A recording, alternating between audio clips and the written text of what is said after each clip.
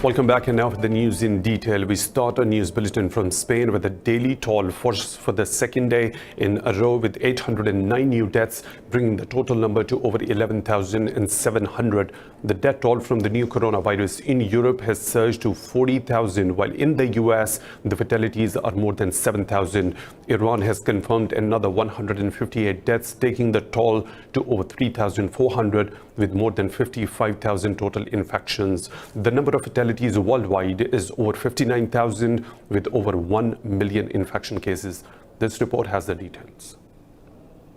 Governments across the globe continue to tighten measures to contain the new coronavirus pandemic. The U.S. state of New York has been hit hard with the new record deaths every day, taking the toll to nearly 2,000 now. Governor Andrew Cuomo has warned people are going to die in the near term due to lack of ventilators and hospital beds. Forget testing, vaccines, that's a separate project.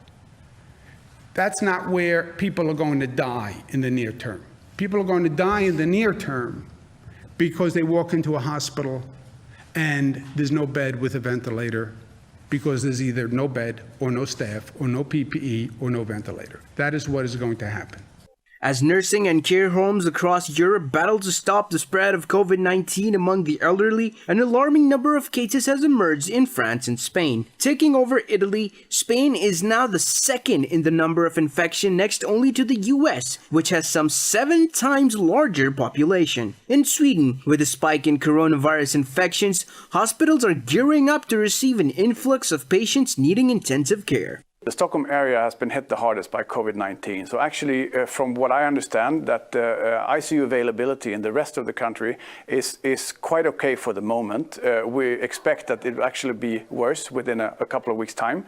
But in Stockholm, it's very hard pressure. So we're still struggling. It's to stay ahead of the COVID pandemic. And so far, we have succeeded. So we have ICU beds available within the system in Stockholm right now.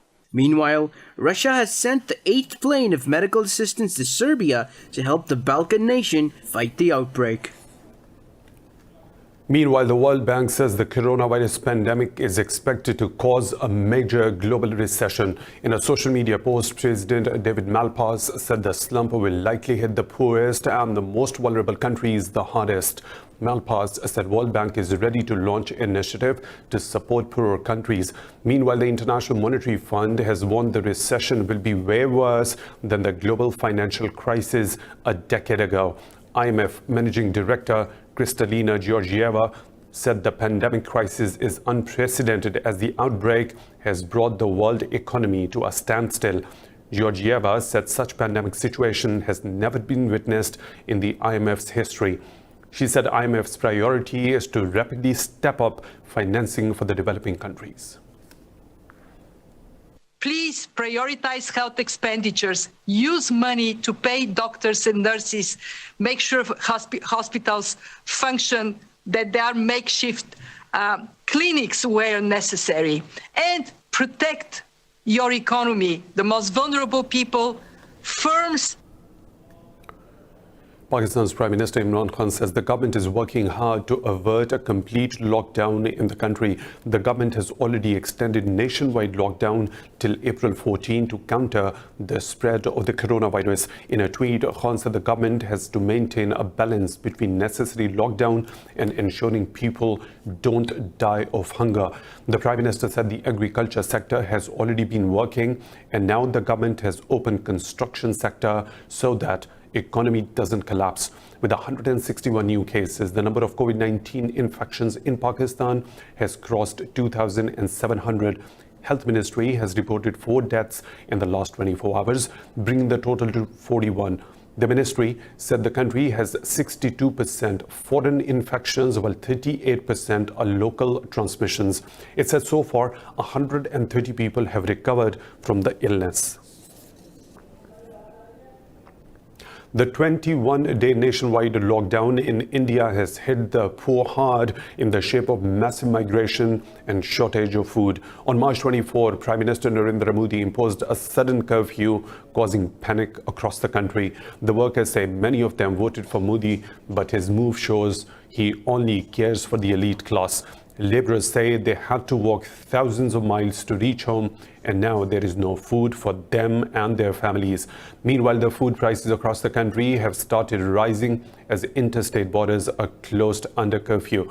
The traders said the absence of laborers and truck drivers has worsened the crisis across the country. Moving on to Indian-occupied Kashmir, where occupation forces have murdered 3 more civilians in the Kulgam district. The occupation forces have murdered over 40 civilians in the valley during the last 3 months. Police said the Kashmiris were targeted during a cordon and search operation in Hadmanguri area of the district. They identified 2 victims as Siraj Ahmed Godse and Ghulam Hassan Wage, residents of Nadimarg village. Kashmiri media said Indian troops blocked the vicinity early in the morning today for the operation. The valley has been reeling under Indian curfew and the communications blackout for the last 242 days.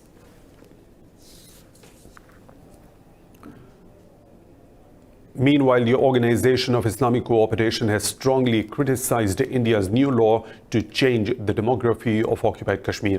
The organization's Human Rights Commission says New Delhi's move violates international laws and the UN Security Council resolutions.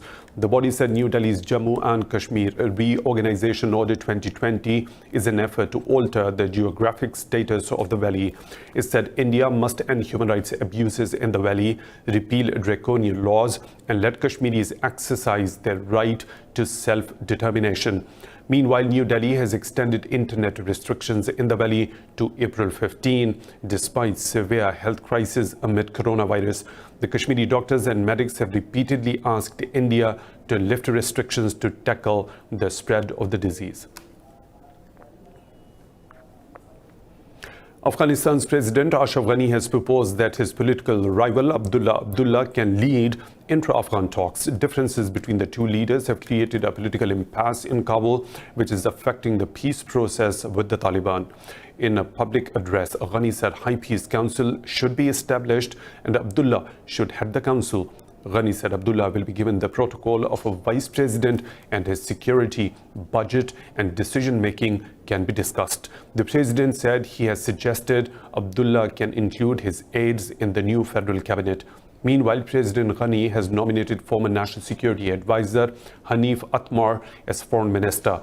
Atmar served under Ghani for 3 years before he resigned from his post in 2018. Turkey says it has killed 24 militants of the Kurdistan Workers' Party in northern Syria. The Defense Ministry says the fighters were targeted during Operation Peace Spring in the region. Turkey has killed 48 Kurdish militants during the last 3 days of escalation. The ministry said it will not stop the operations against militants in the region. Since 2016, Turkey has launched a trio of operations across its border into northern Syria. Ankara holds the fighter group responsible for the deaths of some 40,000 people in a 30-year terror campaign. Turkey has criticized Greece for sending letters to the European leaders to reduce financial support to Ankara. Greece's Prime Minister Kyriakos Mitsotakis sent letters to the German Chancellor and French President proposing a reduction in financial support for the refugees. In a statement, Turkey's Foreign Ministry said the world will remember Greece's inhumane and embarrassing treatment of the refugees. The ministry said Athens' move is extremely distorted and immoral. It said Ankara has spent $40 billion on 4 million asylum seekers. In 2016, Ankara and Brussels reached a deal to stop irregular refugees flows and improve the conditions of the Syrian refugees in Turkey. Turkey says EU pledged $6.5 billion in aid for refugees, but has transferred less than half of that. Syria has condemned the systematic violations of human rights committed by Israel in the occupied Golan Heights. In a letter to the UN, Syrian envoy Hussam ad-Din Allah has asked the bloc to investigate Israel's practices which are affecting the rights of the occupied territories. The ambassador warned against the escalation of Israeli settlement activities and the looting of the natural resources in the occupied Golan. Ad-Din demanded more attention towards Israel's violations against Syrian citizens of Golan. The envoy referred to reports by the UN Secretary General Antonio Guterres that confirmed Israel's discrimination towards Syrians. Israel seized the Golan Heights from Syria after the 1967 Six-Day War. The UN Human Rights Office says the situation in all the prisons in Syria is alarming. It warns the risk of mass coronavirus infections is exceptionally high in overcrowded central prisons. A spokesman for the OHCHR, Rupert Colville, said the Syrian regime and the armed groups must take urgent action to release the detainees. He said even before the virus outbreak, they have received reports of deaths in the prisons run by the security branches. Colville said vulnerable groups detained in Syria include elderly people, women and children. Meanwhile, the United Nations has dispatched 65 truckloads of humanitarian aid to Idlib in northwestern Syria. Trucks entered the city through Turkey's southern Hatay province. In the UK, the main opposition Labour Party has elected Keir Starmer as its new leader. Starmer defeated Rebecca Long-Bailey and Lisa Nandy in a ballot of party members, trade unionists and the registered supporters. Starmer will succeed Jeremy Corbyn as opposition leader. He won in the first round with just over 56% of the vote. Starmer said his task is to lead the party into a new era with confidence and hope. He has vowed to get the party back in shape after December's general election, when it suffered the worst result since 1930s. A senior German politician has accused the US of modern piracy. The Interior Minister for Berlin State, Andreas Geisel, says US authorities seized nearly 200,000 face masks for Germany at a Thai airport in Bangkok. In a statement, Geisel said such behavior between transatlantic partners is unacceptable. German media says Berlin purchased the mask for its police from a US company 3M, which has factories in China. The American authorities at Bangkok airport stopped the shipment destined for Germany and diverted it to the US.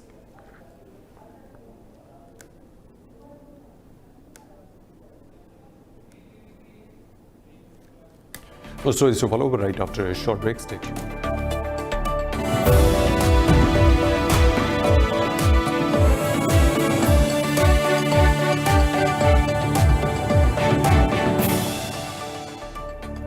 Welcome back. In France, a man has killed 2 people in a knife attack in the southeastern town of Romans-sur-Isère. 7 others were wounded in the attack. Speaking to media, the town mayor said the attack took place outside a bakery where customers had formed queues. He said the police apprehended the attacker shortly after the incident.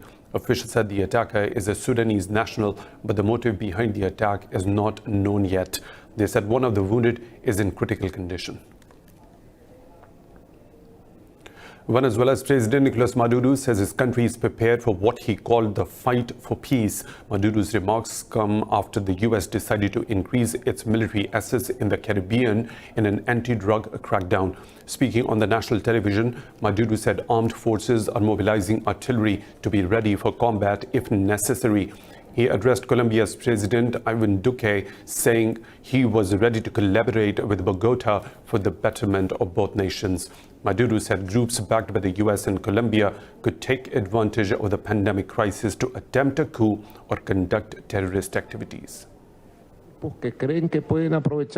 Groups financed from abroad, from the United States, from Colombia, groups that could take advantage of the pandemic and the quarantine for terrorism or to attempt a coup. And personally, as a commander-in-chief, I am ahead of everyone in the preparations so that Venezuela stays at peace and to be prepared for any combat that is necessary. US President Donald Trump has sacked the Inspector General of the US intelligence community who sparked impeachment probe last year. Trump notified the Congress that Michael Atkinson will be relieved of his duties in 30 days. The president said he did not retain the fullest confidence in Atkinson anymore. Career intelligence professional Thomas Monheim will serve as acting Inspector General for the time being. The Trump appointee Atkinson deemed the whistleblower's report credible that alleged Trump abused his office in the Ukraine scandal. Last year, Democratic-led House of Representatives impeached Trump, but the Senate acquitted him of the charges in early February. President Donald Trump says he has ordered U.S. companies to stop exporting crucial medical supplies and equipment. The orders were issued to ensure life-saving supplies to hospitals and healthcare facilities. As the Trump administration urged Americans to cover their faces in public, they have limited exports of medical supplies. In a statement, Trump said his order under the Defense Production Act is another step in the ongoing fight to prevent hoarding and price gouging. I'm also signing a directive invoking the Defense Production Act to prohibit export of scarce health and medical supplies by unscrupulous actors and profiteers. The Secretary of Homeland Security will work with FEMA to prevent the export of N95 respirators, surgical masks, gloves, and other personal protective equipment. Meanwhile, manufacturing giant 3M says blocking exports will raise significant humanitarian implications. It said other countries will retaliate by withholding exports of much-needed medical supplies to the U.S. Now, moving on, Iran says U.S. sanctions against the Islamic Republic are posing an unprecedented threat to global public health. Iran has recorded nearly 3,300 deaths and over 53,000 infections of COVID-19 across the country. Speaking in Russia, Tehran's UN envoy Ismail Baqai Khamenei said Washington's illegal curbs clearly exemplify a crime against humanity. He said sanctions have blocked Iran's banking interaction with other countries in order to buy health commodities against the virus. The Iranian envoy stressed the importance of rolling back international sanctions against the country. Despite cautions over using an anti-malarial drug against coronavirus, African countries hope they will stem the disease's spread. The continent's health systems are unprepared to handle the pandemic with too few ventilators to treat patients if it spreads due to unprescribed medication. This report has the details. Africans are stocking up on an anti-malaria pill that could be vital to treat the new coronavirus. Pharmacies are running out of chloroquine after promising early signs that it can fight COVID-19. So far, the virus has no cure. In Burkina Faso, Rasmane Ouadraogo bought a large stock just in case, which he plans to use with local remedies. By the time we officially say that it is an approved product, it will already be on hand. Chloroquine is cheap and has been used for decades to treat malaria.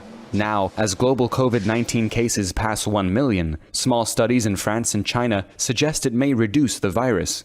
This Senegalese expert said it was effective, but only in hospital.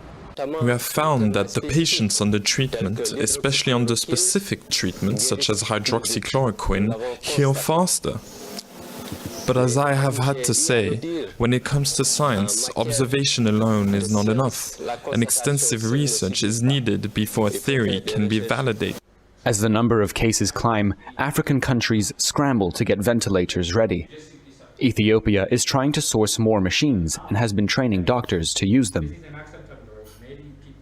Among the virus victims is Pape Diouf, former president of French football club Olympique de Marseille. Diouf was the first black man to head a major European football club. He died in Dakar on March 31st, becoming Senegal's first fatality in the pandemic. Well, people in China are virtually paying their respects to their ancestors on the Qingming festival. Chinese visit the graves of friends and family, clean the area and make offerings to their spirits on this event, also known as Tomb Sweeping Day. Amid fears of another outbreak, the government has advised people to stay away and maintain social distancing. A few companies and burial places are using modern technology for families to continue the centuries-old tradition online. Some cemeteries have allowed people to come after they have booked a slot, while others are banned to visit completely. Meanwhile, China is also observing a national day of mourning for the victims of the coronavirus pandemic.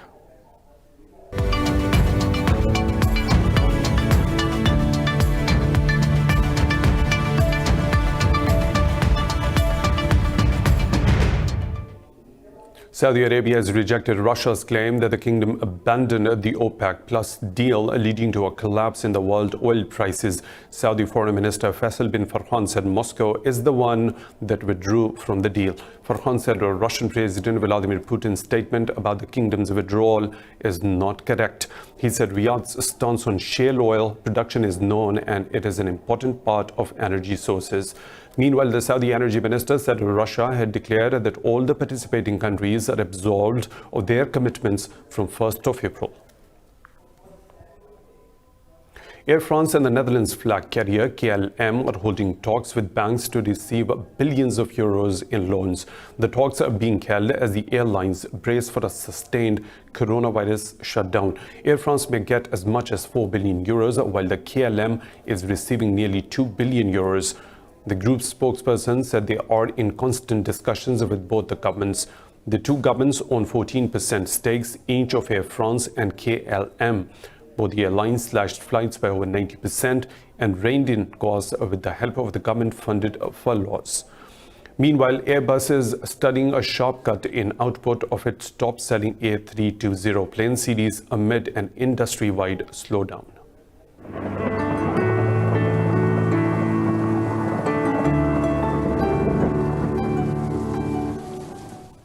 Another weather situation from around the globe.